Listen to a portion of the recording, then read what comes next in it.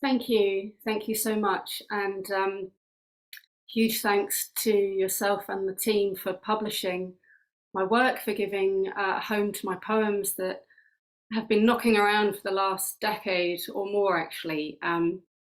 Not everything I've written, just the ones that I most wanted to see published. And so thank you.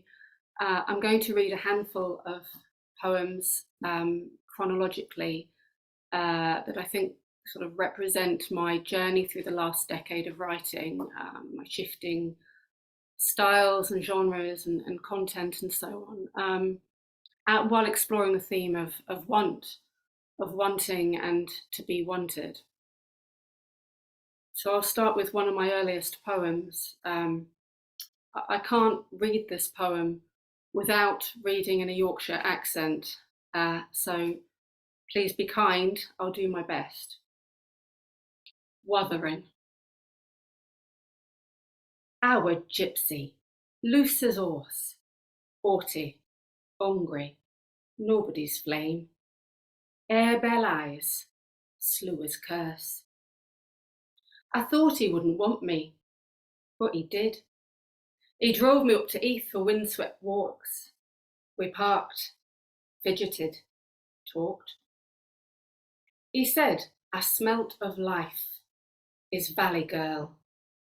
I named him Darkling, pupils so black stars could sink. I loved the damage in his grin and the danger. He loved me wild, but couldn't let me go.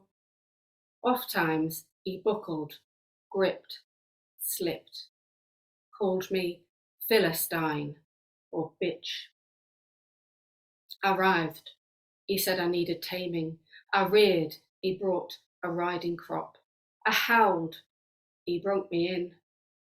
I thought, he cannot kill me, but he did. In the early years of my writing, I played around a lot with dirty realism and hard-boiled and outlaw genres, which my teachers at Kingston University advised against because it's anti-academic, right?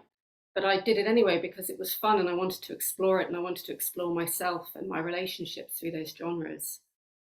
So I wrote Wanted.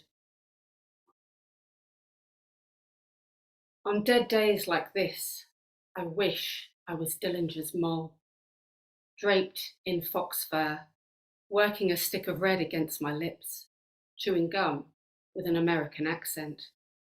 Him in his chalk-lined suit, stiff muscular hair, broad cuffs and brogues pounding uptown, my long legs matching the swing of his gun.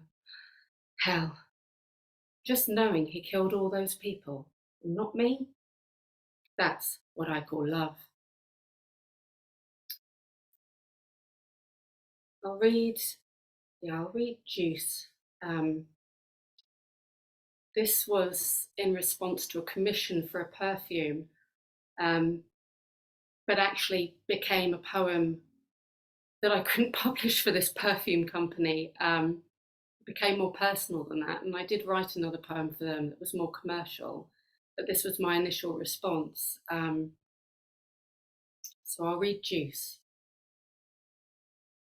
My lover leaves me lemon juice so bitter, it stings to see its sour light, his remedy. And still I swallow it, fight with gratitude, knowing he carved and pressed and poured my health, like every morning spent, absent, when I've been half asleep, still holding onto a dream, unaware of his hands, sharp, already in the kitchen. I was asked to read for Ty Newid, a writing retreat. I believe that's how you pronounce it in Wales. This was some years ago. I was invited to read there, but I had to read poems responding to war. And I thought, well, I don't have any poems responding to war, and I should do. So I wrote Canary Girls. And this was down to researching about the female munitionettes during the Great Wars. They worked in munition factories, and the chemicals turned them yellow and did a lot worse as well. I mean, it bleached their hair, it stained their teeth, the backs of their throats burnt. It was just atrocious. And that was their sacrifice during the war. And I wanted to commemorate them. So this is in memoriam of the Canary Girls at the munition factories from 1914 to 1918. No machine had ever felt the plumage of a girl. No girl had ever flown inside the cabin of a crane and worked it.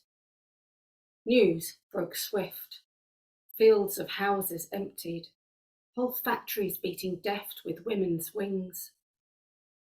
Every flock had tools to ply. Some hammered, quick as beaks. Others preened steel or weighed and measured, nursing bombs with a mother's eye. New girls hatched in night shifts, faces bright as yolk from packing shells with TNT. Feathers erupted, streaks of fire through skin. Some girls burned, blew away. So they were called the Canary Girls, obviously, because they were stained yellow. And those that survived, some died in factory explosions and due to the bombs exploding that they were working with. Some gave birth, and nearly every baby was born yellow. So I had to write about this also. Canary babies. Those months we laboured away were bitter. Powder, TNT.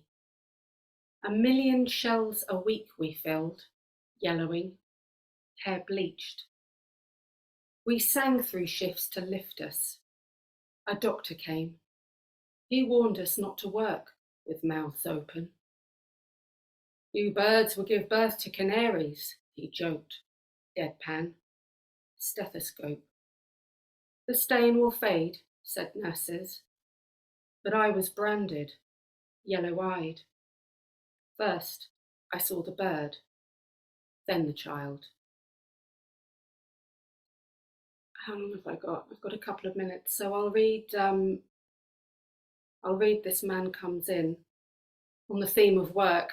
My husband is in construction. He's a site manager, and I was pregnant at the time that coronavirus was coming, and he had to keep working. And I actually gave birth a couple of weeks before lockdown, and I wrote a version of this poem while I was pregnant.